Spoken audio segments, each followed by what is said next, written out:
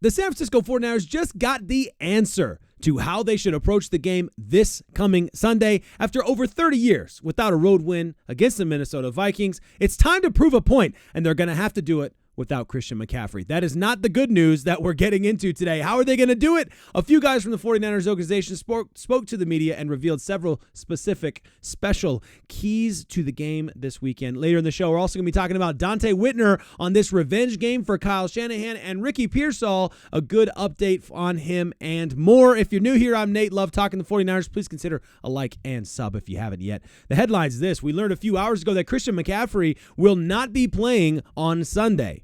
And that leads to obvious speculation that Christian McCaffrey will probably be declared IR before Sunday starts for two main reasons. Number one, Kyle Shanahan said yesterday, or maybe it was today actually, sorry. Kyle Shanahan said today that yesterday's practice was the worst pain he's experienced. So that's a bad sign for sure. Add on top of that you've got a couple different, I think 3 turf games in the next 5 weeks, if I'm not mistaken. So that's a lot of turf games in there you want to be extra careful with. Add on top of that if they don't declare IR before the game on Sunday, then you're guaranteeing that he has to sit out week 3, 4, 5, and 6, which means he'll be out until week 7 if they don't declare him IR before that, and then they end up declaring him IR later. So obviously, if they think he's going to be back in a week or two, then they won't put him on IR. But at this point, a week or two is now putting you at, week 3, week 4, week 5. You might as well just be IR, be safe, give him some time to rest, take the pressure off, have the opportunity to pull up the next man up from the practice squad and just go forward. I did not intend to go that deep on the Christian McCaffrey injury in this moment, and I apologize for that. Huff, by the way, while we're on the injury report, was listed as doubtful. No surprises there. D. Winters upgraded to questionable, and Yetur Gross-Matos will get a start this Sunday against the Minnesota Vikings. So excited for him and to get that depth back. That's great. Defensive coordinator Nick Sorensen, offensive line coach and run game coordinator Chris Furster, and Brock Purdy, QB1, took to the media yesterday, and they revealed several key strategies, perspectives, focuses for the game this weekend. Let me know in the comments what the final score is going to be against the Minnesota Vikings. What are you calling? Because there's 2 possible worlds out here. I don't think there's a world where we lose. Let's be honest. All right. Now, you can say that we might because it's a trap game and whatever, but I think that there are 2 possibilities. I'm picking a close game. Closer. It's comfortable. Maybe a comfortable win in the last few minutes of the game, but it's going to come down to the fourth quarter, and I think that the 49ers will be good enough and be on top of it enough to win the game. But there's other folks out there calling this a massive blowout. I feel nervous making that kind of claim because of how history has shown, and just, I feel nervous making that kind of claim. I don't like to pick your team to just go on an absolute blowout. That's just not my style, but my goodness. We're going to get to some takes later, including Dante Whitner's, by the way, and what he thinks is going to happen in the game. Wild take there. I'll get to all of that in a second. But here's what those folks in the media had to say, starting with keys to the game based on media interviews, starting with Nick Sorensen. Okay? So the first thing that the 49ers need to do, and this is from Nick Sorensen, is improve like we improved on Monday night. Jets' first drive is a 3-and-out. Jets' second drive is a long, sustained drive that ends in a touchdown. How will they improve? According to Nick Sorensen, a combination of better communication and better execution. That is how they improved in that moment, and that's how they need to be prepared this Sunday. Here's something kind of in that conversation that Nick Sorensen said that I thought was interesting there. The guys did a really good job of responding. I think the best thing about it in this game was how our guys played as a group. I think we felt confident. They played fast. We always hope that shows up on tape is how hard our guys play and how fast. So starts off talking about this combination of communication and better execution. Ends up talking about 2 of the most primary values that this 49ers team has: speed and violence, right? We hope to show that how hard our guys play and how fast they play. And if you have not heard the whole background behind the speed thing, it's about a lot more than speed being quickness. It's about speed of processing and making quick decisions and not having to think about what you're doing. All that comes in preparation, of course, but violence and speed, if everybody knows what they're doing and is confident that they'll be able to I'm confident then that they'll be able to maintain that speed. And Sorensen talked about that, also talked about how incredibly detailed they were with everything leading up to the game and in-game adjustments, of which, by the way, Fred Warner had some nice things to say about those in-game adjustments, saying that Sorensen called the perfect was perfect in play calling. My goodness, I'm getting my words mixed up today. What else do we need from Monday that needs to continue on to this Sunday? Defensive line needs to keep the pressure up. We need to stop the run like we did again. That was massively helpful. Charvarius Ward is going to have a bigger challenge this week with Justin Jefferson. So we're going to be watching that closely, of course. Getting the run game going on offense will be super important as well. We saw how valuable that was against the Jets, and it was really, really just demoralizing to their defense. It was a huge part of we were just tougher, straight up just tougher, and they were not ready for it. They weren't ready for it. No secrets, of course, with J.P. Mason, so nobody's going to be surprised walking with him coming in there, having run for 150 yards and a TD. Teams have footage on the season now, so now you're in real footage of how we set up and what we did. So that changes some things. Little more production out of Brandon Aiyuk would be a massive deal, and I can't imagine he won't have an improved after what happened last week, and knowing the rustiness and knowing the all the talk around how much money he made and he dropped the ball and yada, yada, yada. Then you add on top of that there's just that competition between these top receivers. I mean, he's going to be standing. We saw this in the receiver doc, which I thought was absolutely maybe one of the most fascinating things about it was how these guys thought about each other when they're on opposing sides of the field. And so you better believe Brandon Aiyuk is watching Justin Jefferson, and he's going out there trying to improve on what Justin Jefferson's doing when he's on the sideline. So all of that, I think, is going to bode well for the 49ers. The offensive line, another one, Chris Foerster was talking to the media, and the offensive line keeps improving as they did on Monday night. Chris Foerster is a hard man. I mean, it would be hard to play under him. He's a tough coach. He was very clear that Pony needs to improve with in-game adjustments. According to him, Trent Williams' conditioning is improving, and he managed to play well despite the rust. But we expect him to be a little more himself this weekend as well. The run game was solid thanks to blocking from guys like Deebo and Kittle, and it was interesting how he points that stuff out, and he's not giving his offensive line a ton of credit in that. He's just a harsh guy, and it works, obviously. I mean, this is football coaching, right? So I think Chris Foerster, really kind of pushed that continued mentality to continue improving. That's always what you want to hear, so I'm hyped up on that. And then number 3, navigating the dome atmosphere was an interesting key that Brock Purdy talked about. That maybe some of the most interesting things he said in the entire media interview. Brock Purdy talked about how the volume in the dome can be really tough, but that there's a positive side to it too, saying this.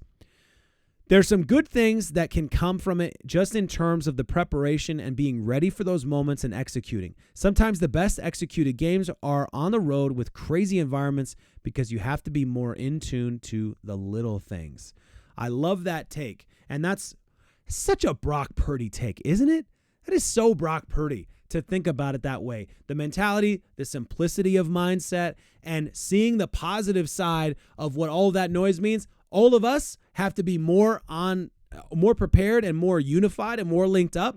And it could actually be a huge positive. So I'm going to take it as a huge positive because QB1 is taking it as a positive. A factor, of course, will be the number of 49ers fans that will be making it hard for Vikings fans when they're on offense and will be super quiet when the 49ers are on offense. So that'll be interesting to see, how many fans are there because the polls right now are saying something like, not polls, I don't know. It's political season, my goodness. 39% was the estimation of how many 49ers fans are there. And they're getting that number from somewhere. So I have to imagine there's more than that. I have to imagine that, because if you're getting it from traveling fans, for example, what about all the 49ers fans that already live in the area or live close by? I'm just saying, I don't know. I almost went to the Minnesota game. I was close to it, because that's one of those places from Denver you can get to pretty inexpensively. We were talking about it, but we didn't end up pulling that off. But we will be there. We'll be in Santa Clara in a few weeks, though, which will be fun. All right. Dante Whitner was on Kay Adams' show and talked about the Vikings game. He picked the 49ers for a blowout against the Minnesotans. Different than what my pick was. I respect the pick. I take it. It'd be a lot better than what I'm thinking is probably going to happen.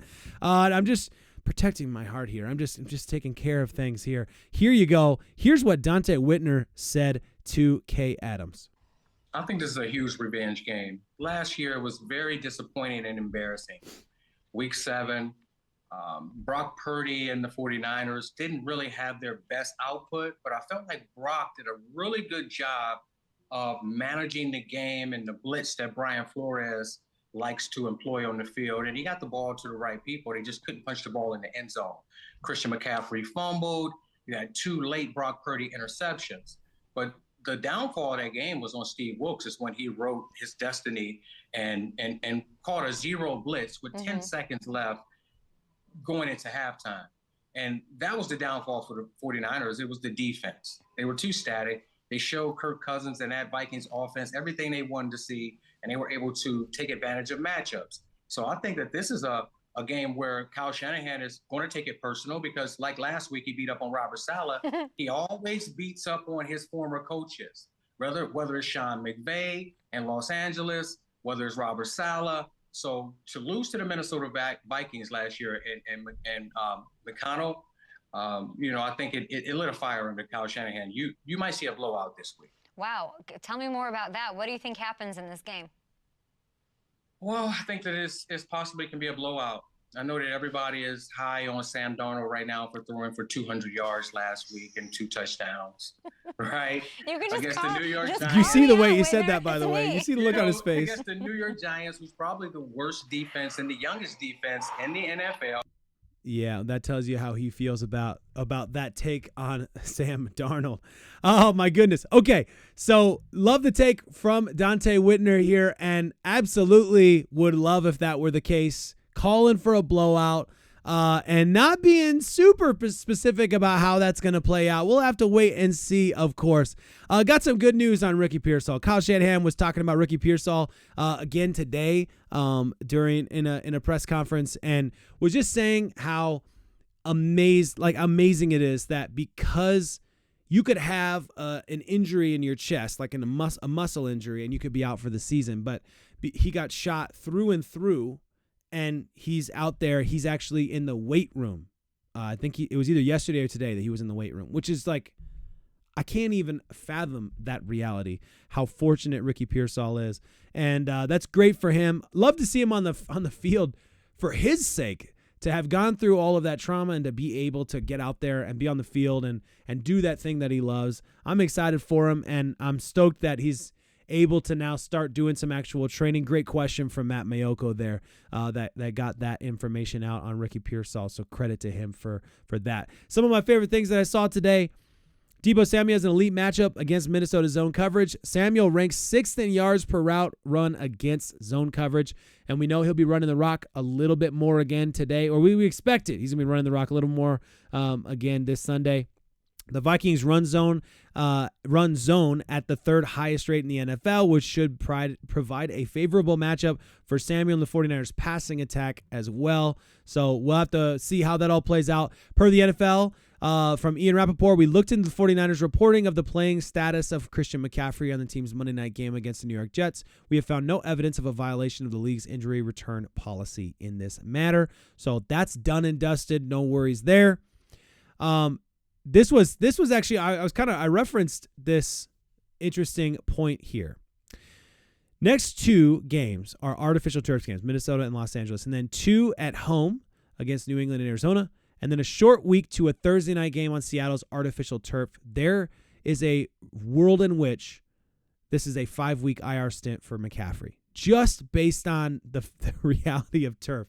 Which, does that make you sad when you hear that and just think, man, like, are you disappointed about what's happening to football when you with the turf? I never really think about the turf, on a regular basis. But then when it comes down to stuff like this, then you realize how big of a deal it really is.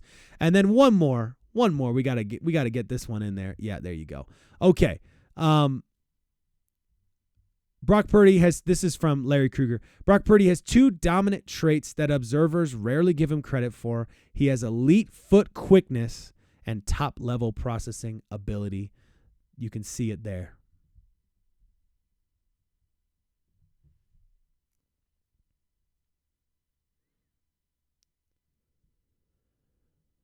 Obviously, in slow motion, it's a little bit harder to tell how quickly he's processing, going through his reads and all that stuff. But great take from Larry Krueger there. 3rd and 3. Oh, snag that audio off of Kevin there. All right. Well, listen, guys, I'm stoked. I'm pumped. I hope you're pumped too. A lot to look forward to. 2 days against till the game against the Minnesota Vikings. My goodness, I need to get healthy. I need to drink some tea or something. I need to get healthy. This is driving me crazy. But I'm really pumped for the game against the Minnesota Vikings. I won't be able to watch it live, so I'm going to have everything shut down for like several hours so that I can watch it later after the game, or after the game's actually over, which I am looking forward to. But yeah. It's going to be awesome. I look forward to joining you in the comments later, and I got a lot of comments I got to catch up on. I'll get there. I'm going to get there. I'll be there. Don't worry. And then tomorrow, of course, we'll have another video prior to the game on Sunday. As always, faithful, what a time to be alive.